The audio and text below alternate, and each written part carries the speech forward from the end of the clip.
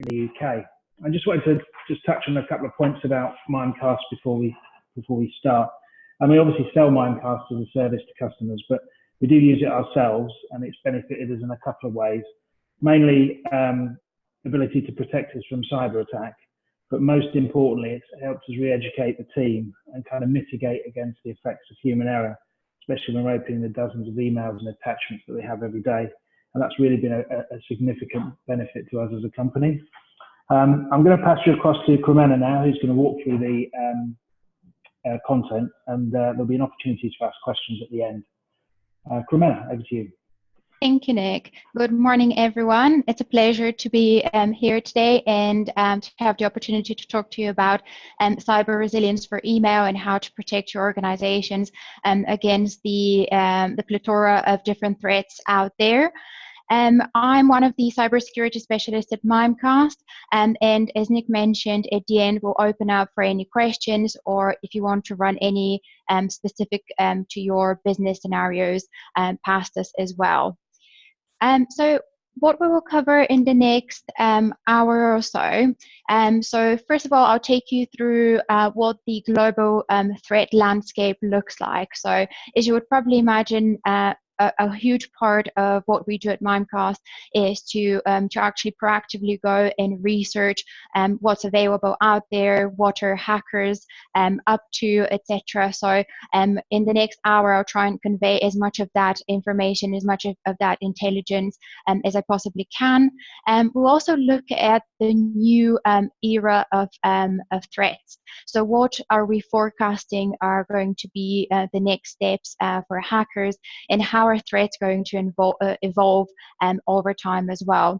And finally, I'll take you through what we call cyber resilience for email, and what are some of the tools and features that we would very much encourage companies to adopt to be able to protect themselves from the threats that we have described already. Email is an interesting and very powerful business tool, but actually, if you look back at its origins, it was never meant to be and to serve the purpose that it actually does today. So ultimately, email was designed to be a very straightforward communication tool. Hi, Bob, my plane is landing from Chicago at 2 p.m. Pick me up from the airport. However, because of the fact that it's so cheap and easy to deploy and so available and user-friendly, email has actually become one of the most powerful tools that we as businesses use on a daily basis. For some companies, email is purely a tool where you send an email to your customers, but for others it's actually a very essential and vital part of everyday operations. Businesses that accept orders via email or confirm bookings and registrations via email. Basically, it's a tool that's completely integrated in our day-to-day practices and communications with our customers and other important stakeholders to our businesses. On top of that, email ends up being a very important repository for information. So think about all the emails that float around your business with spreadsheets attached to them, and with vital contracts, vital documents, confidential information. So over time, this becomes almost your corporate memory, and a repository, a safe place for all of that information. And as our businesses and as our use of email has evolved over time, so has cybercrime. So as we added another feature, as we added another use case for email within our companies, hackers caught on to that. And they developed new threats to be able to try and penetrate our businesses through that. So it all started with with the small spam emails, so nonsense content that you don't really want to be receiving, but you end up receiving anyway. And then it went through all the Trojans and all of the 1980s and 1990s, high volume, but little targeted, little in terms of targeting sort of attacks, to today, where actually hackers go through great length in trying to research and craft the types of attacks and the types of threats that they try to penetrate your businesses with. The most recent types of threats that we're kind of seeing and have been seeing for the last 10 years or so are the phishing emails. So somebody trying and impersonating or trying to trick your end users into taking an action that they want them to take, which ultimately leads to harvesting credentials or scamming them out of certain information the hackers deem sellable or usable in the future. So this is a very early doors example of what we used to see a very long time back in the day. And these were primarily targeted at consumer or customer accounts, personal emails, the good old Nigerian prince / Russian bride sort of messages that nowadays you wouldn't really interact with.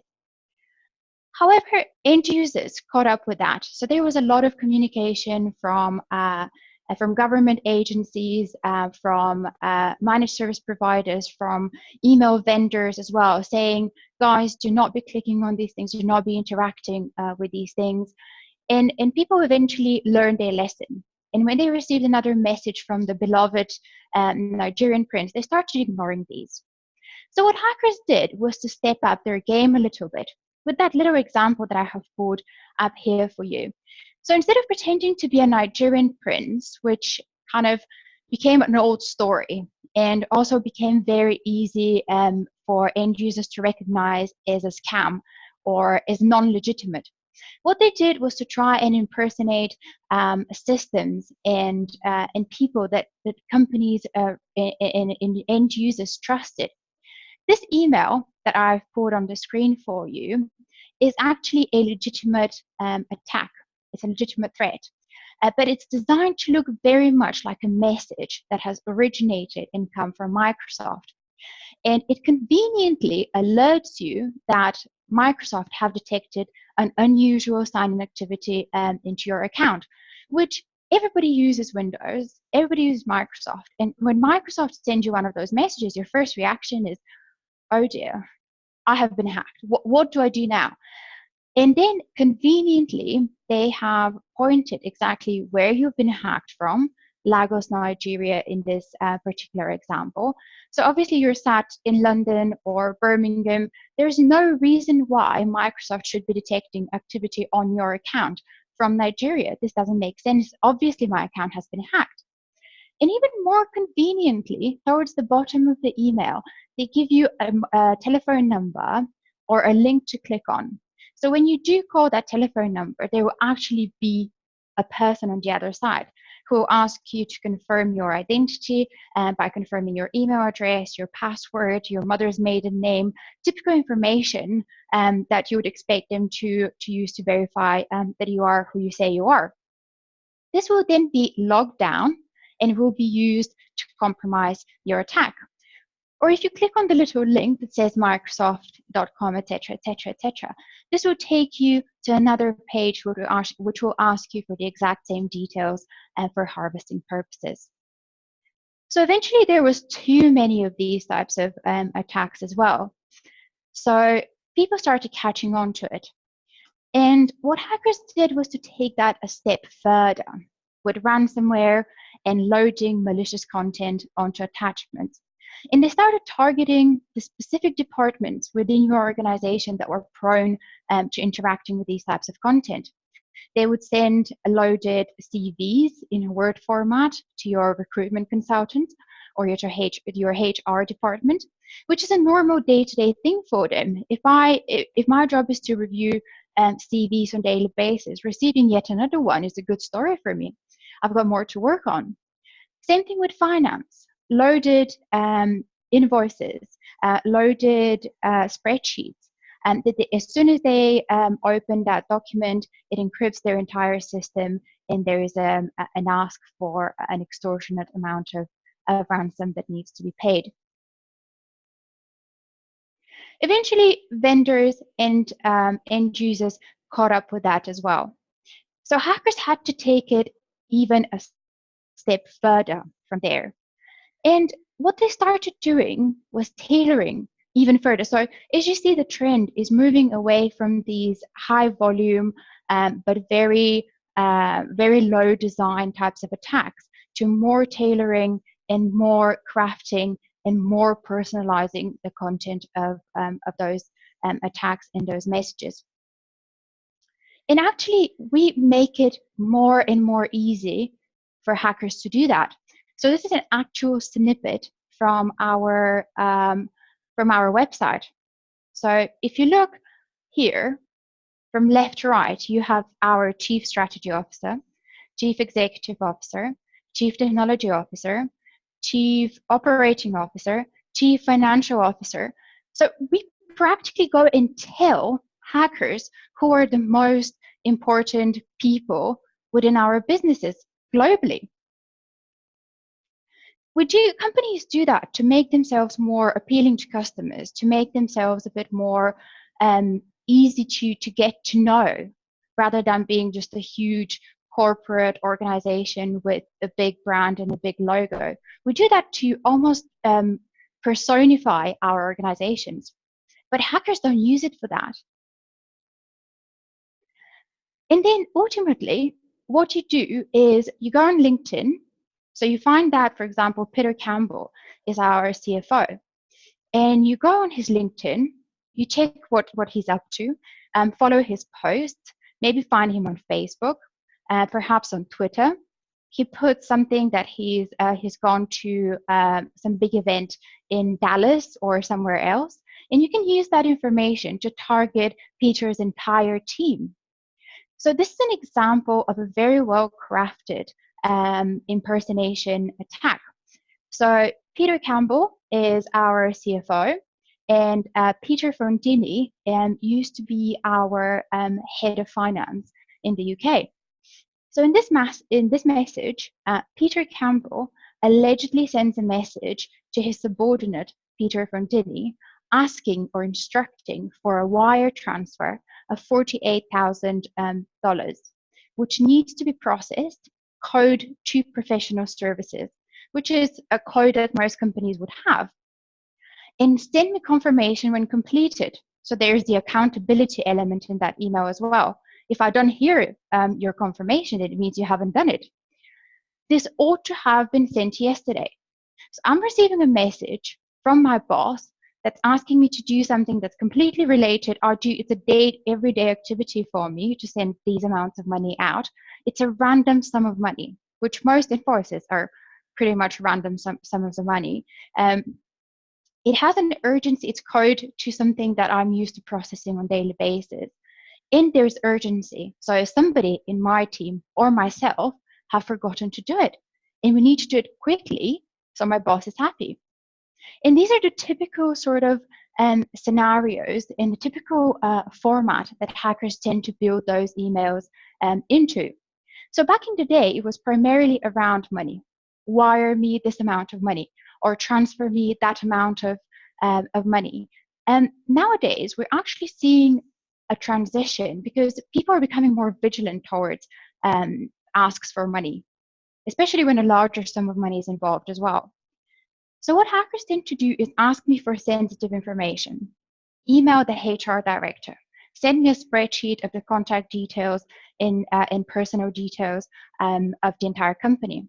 And then they use that to either craft a better attack or they go and sell that to the dark web for somebody else to go and perform that next level of crafted targeted attack to my organization. I'm not sure how many of you noticed, but if you actually look at the domain address here, the hackers have gone and registered a different domain. So instead of Mimecast, they've registered Mimecast.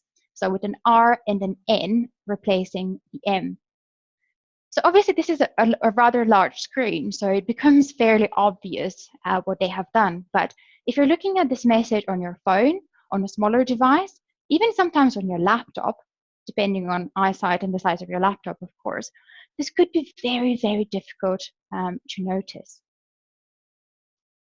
And what's more interesting, this is an actual screenshot of my from my phone, where you can see I have gone on Amazon, I've typed in social engineering, and the first result for £15 that comes up is the science of human hacking.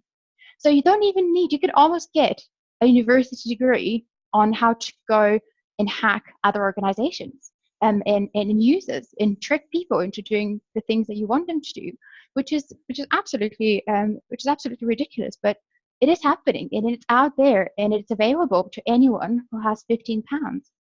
On top of that, legally, until you actually go and perform an attack, you're not legally liable. So you're not a criminal because you haven't actually committed the crime. So you could be an absolute genius in coding, and you can go and create templates and templates of different attacks, but you're not a criminal until you actually go and perform this attack. But what if you go and you create 5 different attacks, 5 different types of ransomware, malware, etc., and you sell them on the dark web to somebody who also has £15 to buy the social engineering book, The Science of Human Hacking, and this new scientist of human hacking actually goes and performs this attack themselves. So you don't even need the barrier to entry in that criminal war is very low. It requires £15 and possibly a few thousand for the code that somebody else has written. And so far, we have only been speaking about what was popular and what was happening in the past. What about the future? So back in the day, the majority of our employees would come to an office, everyone commutes in the morning, they have a desktop device that they log into, which sits behind our reliable and safe firewalls. And they don't tend to really go outside of that safe and protected perimeter, which IT specialists have spent a lot of time devising and crafting and perfecting. But today, employees and everyone is very, very mobile, going out for meetings, working on the trains, working from home, working from Starbucks. And on top of that, we constantly ask them, software as a service has absolutely revolutionized how IT is done. Nobody wants anything on premise anymore unless they absolutely have to, because it's more expensive. So it makes perfect sense to outsource your CRM system, to outsource your billing system, to outsource your ticket booking system to some sort of another system that's delivered as a software, as a service thing. Everybody, all you need is login details, but you also have to log into that as well. And hackers exploit that. They go and impersonate Salesforce. They go and impersonate Agencia.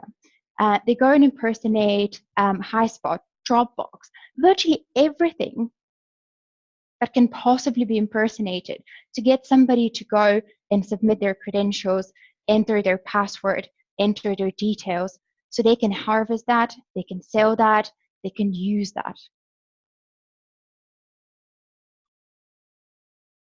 And finally, it could be Joe, it could be Bob, it could be Fred, it could be anyone within your organization. We don't want to believe that, but it's absolutely true. Because Joe or Bob or Fred, they could be compromised, they could be careless, or even worse, they could genuinely be malicious. Companies don't want to believe that one of their employees could actually go and try and be malicious and harm your organization, but it has happened. It genuinely has. So the compromised insider situation, an external attacker, for example, could have gone and taken their credentials already. They may have been one of those people who were tricked into believing that this is genuinely Salesforce. They went and entered their domain password, entered their email address, and the hacker has that. An interesting in real life scenario, a customer came to us because they had a particularly bad incident. Their accounts receivable team received an email on a Friday afternoon. I think it was the team leader lady who received the email originally. And it said, "Hi Maria, IT department are doing some maintenance work on our Office 365 over the weekend, you will receive an email which will ask you to enter your credentials, which will allow IT to work on your account during the weekend. Can you please make sure this is actioned before you leave for the weekend? And Maria was very helpful. So she did that as soon as she received that Office 365 email. But on top of that, she forwarded the message to the rest of her team, asking them, hi guys, can you please help IT? They're doing this important work over the weekend. Please enter your credentials and make sure that this is done before you go away for the weekend. So the hackers instantly got access to one of finance's probably most important departments, purely because somebody was trying to be helpful. She wasn't malicious. She became compromised, but initially her intention was for good purposes. And the same thing happens. There was an actual study of people picking up memory sticks from the parking lot.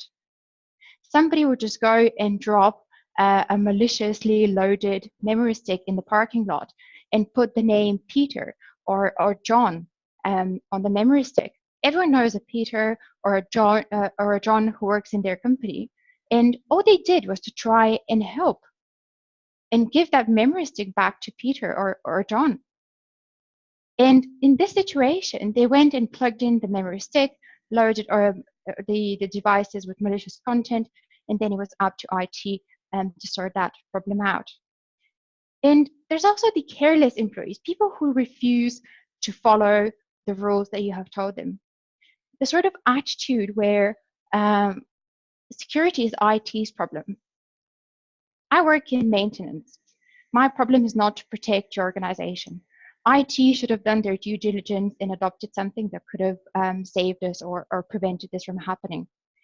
And this is 100% the wrong attitude, 100% the wrong thinking to have.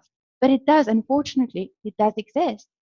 Or people who simply don't know that these are the attacks available out there. You're attending this webinar today, and you could be attending another webinar tomorrow. So you as the users or as the IT leaders within the business would have that level of knowledge of what's available, what's happening out there.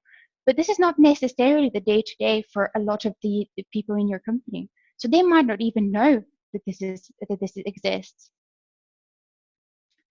And finally, the malicious insiders. We really, really, really don't want to believe that we have them, but we actually do. And these are the people who wanted, whether it's for personal gain, for personal benefit, or whether it's because they were a bit disgruntled and they genuinely wanted to harm us. But they do. They send themselves sensitive data. They send themselves materials that they shouldn't have, or they simply go around and click on stuff for the sake of it. And this is how accidents do happen. What about the trusted partners or the trusted suppliers? So you could think about all the different organizations that you communicate with on a daily basis. Your customers, important stakeholders, perhaps consultants, or even, your suppliers. Your defense is only as strong as theirs is. What if they got compromised? What if they were one of your trusted centers and this ended up infecting you by proxy? You have to think about those scenarios as well. I'll give you another example. It's actually quite an interesting one. There was this company which wanted to organize a charity golfing day for key stakeholders within their organization. So they obviously put that all over social media. It was on LinkedIn, it was on Twitter, it was on Facebook, virtually everywhere. If you're organizing a charity event, you want everyone to know about it. So ultimately what happened was that a group of hackers picked up on that. The event happened, and they picked up what was the catering company that and the event management company that organized this event. I imagine probably there must have been some banners, some level of advertising for that company on the day, which then ended up with all the photos on LinkedIn and social media as well. So what the hackers did was to hack that event management company, which was a tiny small organization of a few people. They hacked that organization. They got a copy of a legitimate invoice that that company was sending out to their customers, recreated that invoice with the specifics around that charity golfing day. So this is how much the venue charged. This is how much we charge you for catering, croissants and bakeries and all that kind of stuff. And they sent it to the targeted company, and the company ended up paying.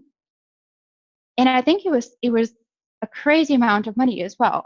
And it was certainly a 5-digit figure they ended up paying. So although they had the intention to go and have a great, to do something positive and have a charity day, it ended up being something extremely negative, and they ended up having to pay. They ended up paying this this scam.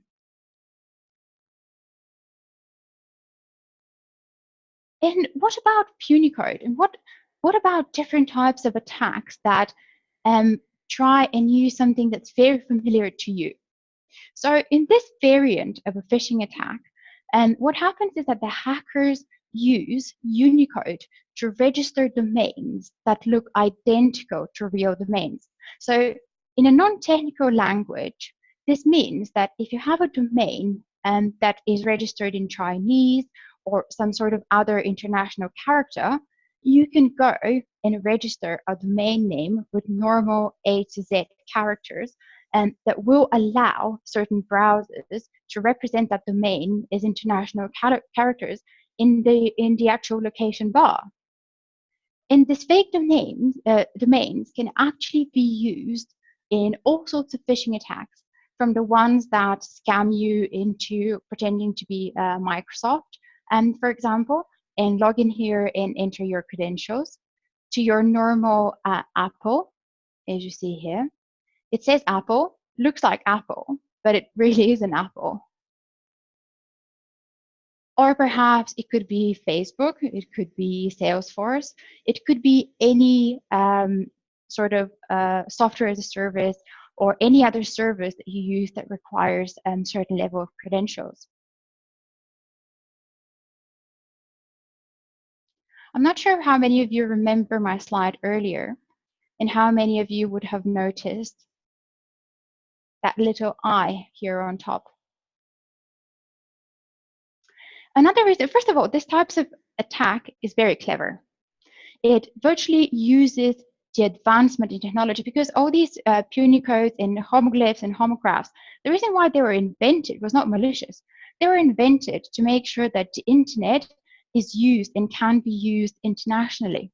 Regardless of where you are, you can have familiar domains and familiar characters and use internet as you're used to using it. But hackers took advantage of that, and they started trying to trick us with those. And our brain works in a way that it ignores these small variances. I'm not sure how many of you would have seen, but I've seen it on Facebook quite a few times, and where somebody posts, "Oh, if you can read this message below, you're a genius." And it has a certain sentence, and the letters in each of those words are slightly scrambled or missing, and you can read it fine. And you might be a genius, but it's purely the way that our brains work. Because reading has become such a mechanical thing in our lives, the brain completely ignores certain small differences and does a certain level of guessing as you read through content. It just makes things easier for your brain, and it makes things faster on a day-to-day basis. And small screens and small devices make things even harder. What about shortening of domain addresses? It may seem like this is a mobile facebook.com, but it's actually not. It's a shortened link that takes you to a completely different page. And this can be done not just for Facebook, but it could be for Apple, it could be for PayPal, it could be for any other, online service that hackers find useful and hackers find easy to impersonate. And some staggering statistics here for you. 97% of IT security breaches start with an email attack. Why? Because everyone uses email. Regardless of whether you're the IT director who's perfectly familiar with these types of threats, or you're somebody who has very little knowledge around the threat landscape, both of you use email, and that makes your company an easy attack. 76% of organizations report being victim to a phishing attack. So this doesn't necessarily have to be the example of the charity golfing day, where the company got scammed out of a five-figure payment. But this could be purely somebody going in and just submitting their credentials, and then these being are sold further on onto the dark web. 97% of people are unable to identify sophisticated phishing emails. So these highly crafted, we have heard of hackers virtually setting up shop in the same office building as the company that they were targeting. So they would go for coffees at the same Costa or the same Pret as the employees of the organization. They would use the same shared spaces until they were able to fully craft their attack and execute that.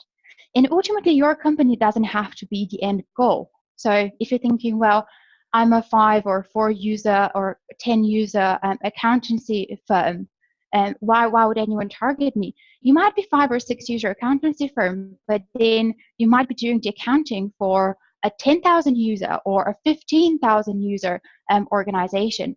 And ultimately, they might be aiming, this might be their end goal. This might be what they're aiming for. And then would you like to be known as the facilitator of that attack? You really wouldn't. And 4 hours is the typical recovery time for critical applications such as email.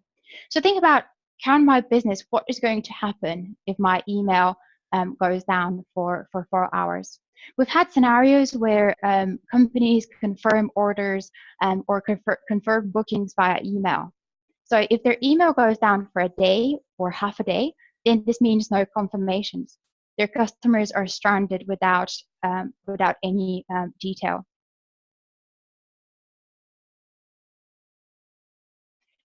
And this is the sort of landscape that has led to us building a Mimecast in the way that we have and the way that we did. We've taken a slightly different and unique approach to building our service. Our service has been built over time through internal innovation. And we're not famous for going out there and acquiring different technologies, purely because this makes integration difficult. And hackers don't go acquiring different technologies. They develop their attacks off the back of the previous one. And we need to make sure that our platform is just as resilient and seamless as the attacks that we're preventing for our customers. We call our cloud operating system MimeOS, entirely built and developed from the ground from us.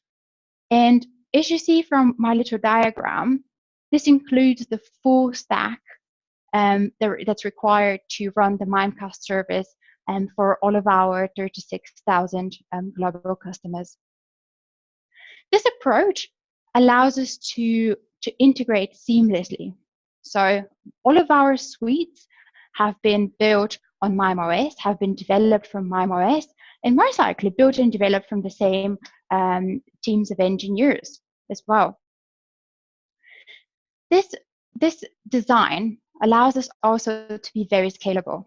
So regardless whether you're that 5 user or 10 user accountancy firm, or you're one of the 50,000 users or 14,000 users organizations out there, our service can scale to serve your businesses as required. Or perhaps you started as the 6 user accountancy firm and then grew to that 14,000 accountancy firm. We're still able to scale up and cover your business. And finally, we have very comprehensive APIs, which are able to give you the level of intelligence and the level of knowledge an insight into your own environment. So you know what are the threats that are specific to your company. Is it that I'm actually more targeted from impersonation attacks rather than ransomware, or is it the other way around? If you don't really have that level of knowledge around your specific environment, it's very, very difficult for you to protect yourselves. In breaking this down in terms of services, probably what we're most kind of famous for in the market is the level of protection that we're able to provide through our security suite.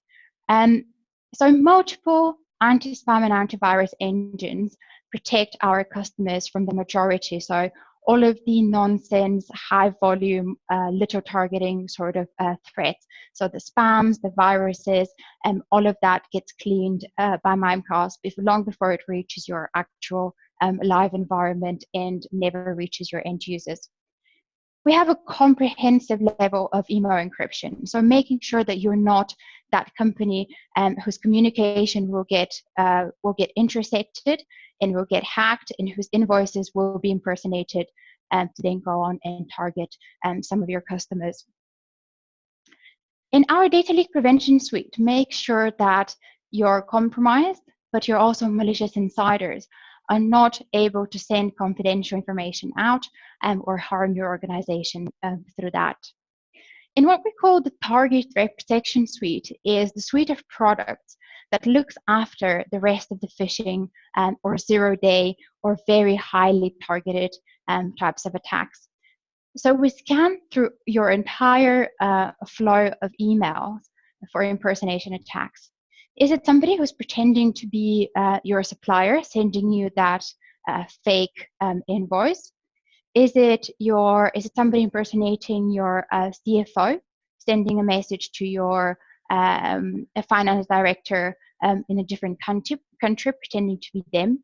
We're able to detect that, not simply by looking for the Mimecast versus Mimecast, but also we have done an entire study around what is the typical language, what is the specifics of these types of attacks, and we look for those in every single email that is trying to enter your environment. We also protect you for any loaded attachments or any potential and malicious URLs on click. So every time that your users click on these URLs, on these emails, we'll make sure that we have checked the destination to make sure that this is perfectly safe for them to proceed to. So in terms of continuity, so what happens if something has gotten in? What happens if it hasn't originated from email? Somebody found that memory stick on the parking lot which said Peter, and they took it into the office, plugged it into their machine, and then everything went down. Everything was encrypted. We were locked out of all of our machines. How do we go about working and continuing our operations? So the Mimecast Continuity Suite allows you to continue operations in two main ways.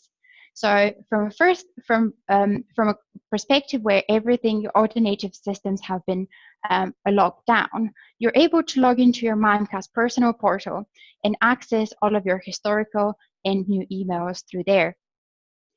But if it's purely a system failure scenario, Mimecast allows you to continue sending and receiving messages directly from your native Outlook.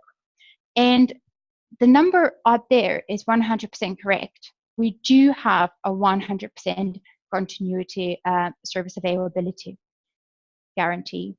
And this obviously doesn't mean that we absolutely guarantee we'll be up there all the time, but it means that our customers are protected in a scenario where Mimecast would go down. All of our SLAs are punitive. So if we have done something to displease you, you can let us know, and there will be a process to give you some sort of a financial compensation for your trouble. And finally, the ability to archive with Mimecast gives you the functionality to recover any information that has been lost or that has been encrypted by that ransomware. Something has breached your defenses, somebody has gotten in, encrypted all of your devices. Do you pay the ransom, or could you leverage your Mimecast to recover your contact, calendar, and email information? which one would it be?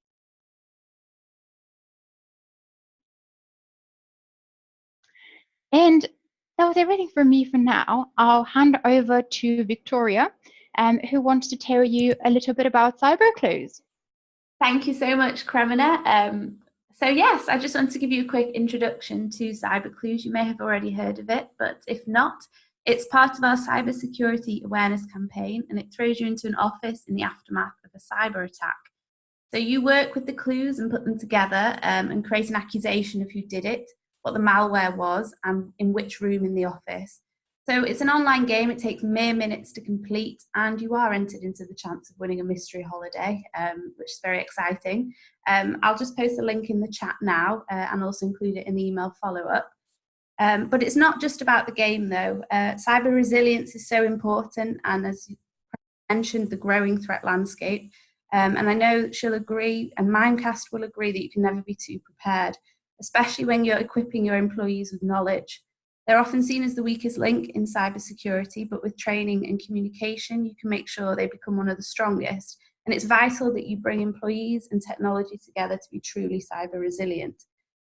So yes, take part in the online game, but more importantly, please review your current security situation and take the first step to improve. So I hope you found all the information useful for today. We've got time for a Q&A now.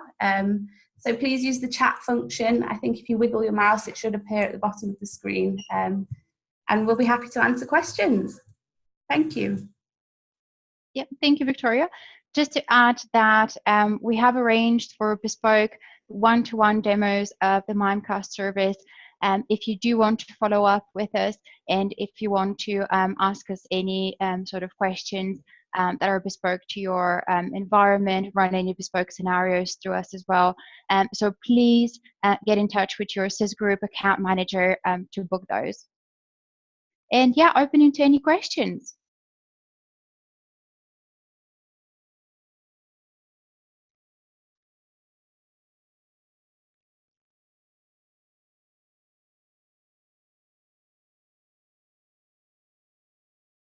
I see Victoria just posted the Cyber Clues link on there.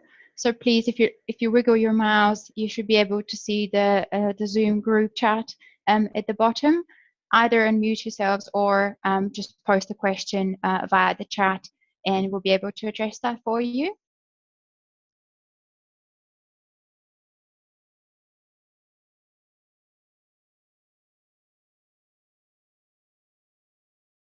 Yeah, I think everything seems pretty clear. Please do take advantage of the one-to-one group demo sessions. They're quite useful, and it will allow you to specifically discuss your environment and your requirements with us if this group sort of forum is a bit intimidating. So yeah, do take advantage, and I very much look forward to speaking with some of you later on. Yeah, and that's a thank you from me, Victoria, Nick, and Cremona. So have a great day, everyone, and thank you for joining us. Thank you.